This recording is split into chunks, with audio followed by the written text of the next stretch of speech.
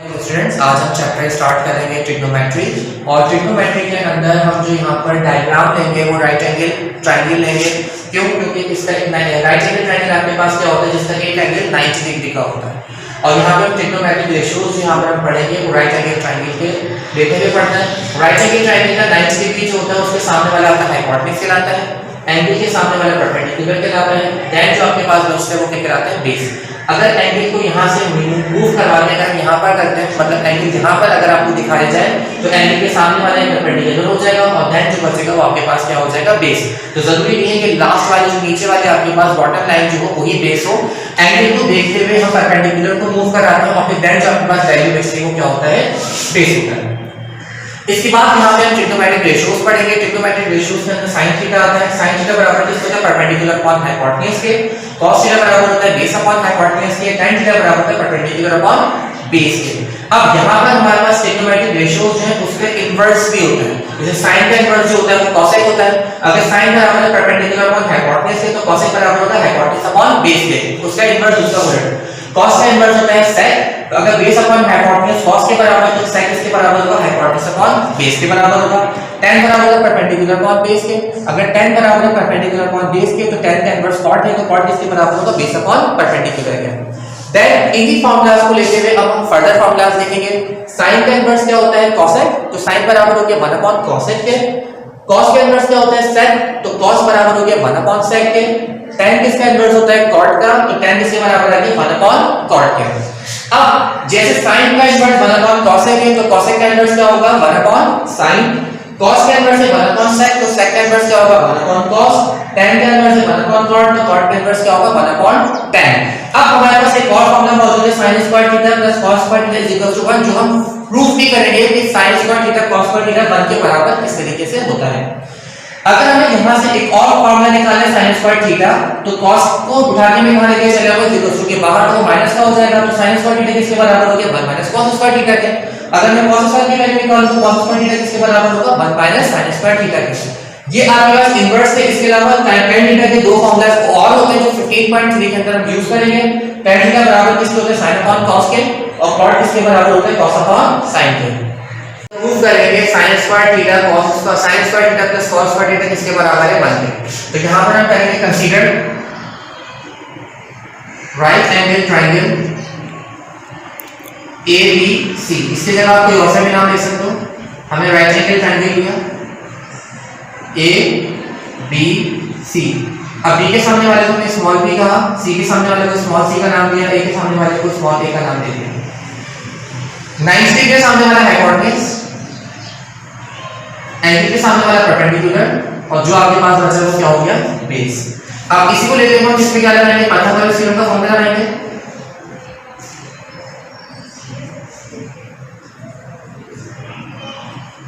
Pythagoras theorem बराबर होता है हाइपोटेन्यूज का स्क्वायर बराबर है परपेंडिकुलर का स्क्वायर प्लस बेस का स्क्वायर। तो यहां पर आपके पास हाइपोटेन्यूज बराबर परपेंडिकुलर स्क्वायर प्लस बेस का स्क्वायर। हाइपोटेन्यूज इसके बराबर लिया हमने साइड b के तो हाइपोटेन्यूज की जगह b आ जाएगा b का स्क्वायर। परपेंडिकुलर किसको लिया हमने a को तो यहां पर a का स्क्वायर। बेस हमने किसको लिया? c को तो यहां पर किसका स्क्वायर आ जाएगा? c का स्क्वायर आ जाएगा। अब यहां पर हमें sin चाहिए और cos चाहिए तो हम इसकी वैल्यूज निकालेंगे। sin थीटा बराबर किसके होता है? परपेंडिकुलर अपॉन हाइपोटेन्यूज के। cos थीटा बराबर किसके होता है? Base upon hypotenuse. परपेंडिकुलर किसके बराबर है? a के तो परपेंडिकुलर की जगह a आ जाएगा। हाइपोटेन्यूज किसके बराबर है? b के तो हाइपोटेन्यूज की जगह क्या आ जाएगा? b। बेस किसके बराबर है? c के तो बेस की जगह c आ गया और हाइपोटेन्यूज की जगह आपके पास क्या आ गया? b। तो अगर हमें sin और cos चाहिए तो हमें a और c के नीचे क्या चाहिए होगा? b चाहिए होगा। जब तक हम a और c की वैल्यू नहीं लेकर आएंगे, नीचे उसके b लेकर नहीं आएंगे, उस वक्त तक हम इसको sin और cos में कन्वर्ट नहीं कर सकते। तो हम क्या करेंगे? डिवाइडिंग b स्क्वायर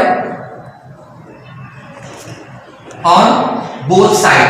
तो हम क्या करेंगे? इस पूरे इक्वेशन को b स्क्वायर से डिवाइड कर देंगे तो क्या हो जाएगा? b square upon b square a square upon b square plus c square upon b square.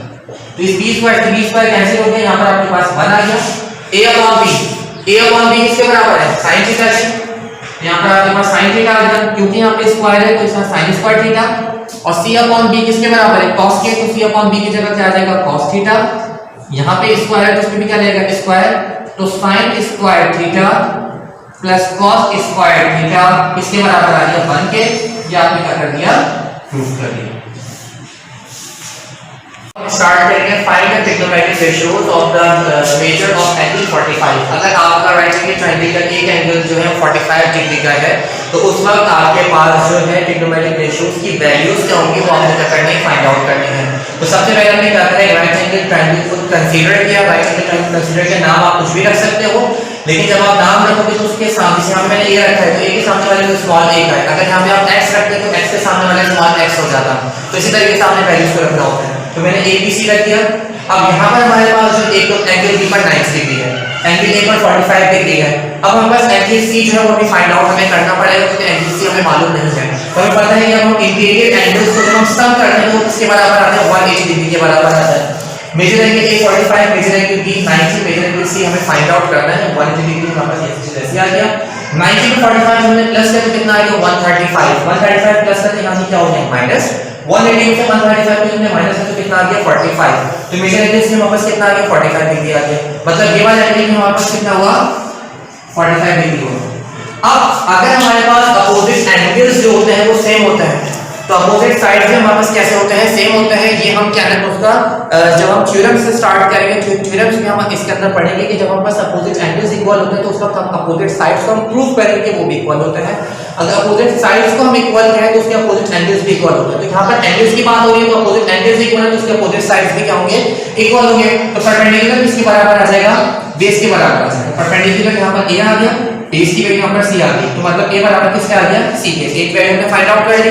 अब हम पाइथागोरस थ्योरम लगाएंगे। पाइथागोरस थ्योरम किसके बराबर होता है हाइपोटेनस का square is equal to perpendicular का स्क्वायर प्लस बेस का स्क्वायर। हाइपोटेनस किसके बराबर है b के, परपेंडिकुलर बराबर है a के, बेस बराबर है c के, इनकी वैल्यू हमने सब्स्टिट्यूट करी। अब हमें पता है a बराबर है c के क्योंकि हम ऊपर प्रूफ करके आ रहे हैं, तो हमने कहा कि नो दैट हम जानते हैं a बराबर है c के, तो a की जगह हमने क्या लिखा c लिख दिया। c बराबर है c की जगह a भी लिख सकते हो, कोई मसला नहीं है। अब c स्क्वायर जैसे कितना आ गया 2c स्क्वायर, जहां से स्क्वायर है तो यहां पर आपके पास रूट आ गया। अब ये जो आपके पास रूट है रूट के साथ ये c स्क्वायर के साथ ये तो रूट के साथ भी लगाया c स्क्वायर के साथ भी लगाया, इस स्क्वायर के रूट आपके पास क्या हो गया कैंसिल, तो b बराबर आ गया √2c के। तो यहां पर a बराबर आ गया c के, b बराबर आ गया √2c के। अब थर्ड वैल्यू जो आपके पास बचेगी उसको हम उसी के बराबर ले लेंगे। अगर c बचेगा तो c बराबर है c के, b बचेगा तो b बराबर है b के, a बचेगा तो a बराबर है a के। इसके बाद हम ट्रिग्नोमेट्रिक रेशियोज फाइंड आउट करेंगे जिसमें तीनों साइड्स मालूम हो जाएंगी। sin 45 किसके बराबर होता है परपेंडिकुलर अपॉन हाइपोटेनस के, परपेंडिकुलर आपके पास बराबर है a के और हाइपोटेनस के बराबर है b के, तो आपने a अपॉन b लिख दिया। a की वैल्यू c के बराबर थी तो a की जगह c, b की जगह √2c आपके पास आ गया, c की c कैंसिल हो गया 1 अपॉन √2 आ गया। इसी तरीके से हम cos की वैल्यू फाइंड आउट करेंगे, इसी तरीके से tan की वैल्यू फाइंड आउट करेंगे, बिल्कुल यही प्रोसेस रहेगा जैसे sin का किया। साइन का इन्वर्स क्या होता है cosec होता है। अगर sin बराबर है 1 अपॉन √2 के तो cosec बराबर आ जाएगा √2 के। cos का इन्वर्स होता है 1 अपॉन √2, cos बराबर है 1 अपॉन √2 के, तो cos का इन्वर्स क्या है sec, तो ये बराबर आ जाएगा √2 के। तो इन तीनों वैल्यूज को हमें दोबारा फाइंड आउट करने की जरूरत नहीं है। sin का इन्वर्स cosec है तो sin की वैल्यू को इन्वर्स करके आप वैल्यू फाइंड आउट कर लीजिएगा। जिस तरीके से इनको मालूम किया है इस तरीके से इसको मालूम करने की जरूरत नहीं है। Trigonometric ratios of the measure of an angle 60 degree, अभी हमने 45 डिग्री किया था, हम 60 डिग्री करेंगे। तो यहाँ पर हमारे पास जो एंगल है वो 60 डिग्री का आपके पास आएगा। मैंने डायग्राम को वही रखा, डायग्राम चेंज भी कर सकते हैं। अब यहाँ पर मुझे 60 डिग्री मालूम है तो major angle a plus major angle b plus major angle c इसके बराबर है 180 डिग्री के बराबर है। मेजर एंगल a को हमने 60 डिग्री रखा है तो यहाँ पे 60 लिख दिया, मेजर एंगल b 90 डिग्री है तो यहाँ पे 90 लिख दिया, मेजर एंगल c हमें फाइंड आउट करना है। हमने जब 90 को 60 प्लस किया 150 आ गया, प्लस का 150 आ गया, माइनस का हुआ 180 में से 150 निकालेंगे कितना बचा आपके पास 30 डिग्री बच गया। अब यहाँ पर जो एंगल आपके पास आ गया 30 डिग्री है, वहां पे दोनों एंगल सब सेम है, यहाँ पर अब 30 डिग्री है, यहाँ पे 60 डिग्री, मतलब ये वाला एंगल जो है वो डबल है इससे। तो जब आपके पास ये वाला एंगल डबल हो गया और ये एंगल जो बन रहा है इन दो साइड से मिलके बन रहा है, एक हाइपोटेनस से मिलके बन रहा है और एक बेस से मिलके बन रहा है। तो इस वक्त आपका जो हाइपोटेनस होता है वो किससे दुगना हो जाता है बेस से दुगना हो जाता है, तो हाइपोटेनस इसके बराबर आ जाएगा 2 बेस के। और अगर यहाँ पे 60 होता तो यहाँ 30 हो जाता। इसका नेक्स्ट क्वेश्चन जो आपको मैंने खुद करना है वो यही है। तो यहाँ पे 60 होता तो 60 पे यहाँ पे इससे बन रहा होता हाइपोटेनस और परपेंडिकुलर से बन रहा होता, तो फिर हाइपोटेनस इसके बराबर हो जाता 2 परपेंडिकुलर के। अभी यहाँ पर 60 है तो हाइपोटेनस इसके बराबर होगा 2 बेस, क्योंकि एंगल जो बन रहा है वो हाइपोटेनस और बेस से मिलकर बन रहा है। तो हाइपोटेनस बराबर आ गया 2 बेस के। हाइपोटेनस इसके बराबर है b के और बेस इसके बराबर है c के, तो b बराबर किसके आ गया 2c के। इस तरीके से पहला फॉर्मूला सिलेंडर है हाइपोटेनस का स्क्वायर बराबर है परपेंडिकुलर का स्क्वायर प्लस बेस का स्क्वायर, b बराबर आ गया 2c के।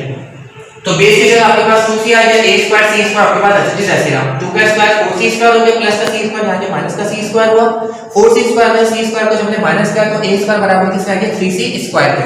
यहां से हमने स्क्वायर हटा के यहां पर आपके पास क्या गया रूट, अब ये रूट दोनों के साथ है, हमने रूट 3 के साथ अलग लगाया, c के साथ अलग लगाया, c स्क्वायर से रूट कैंसिल हो गया, a बराबर आ गया √3c के।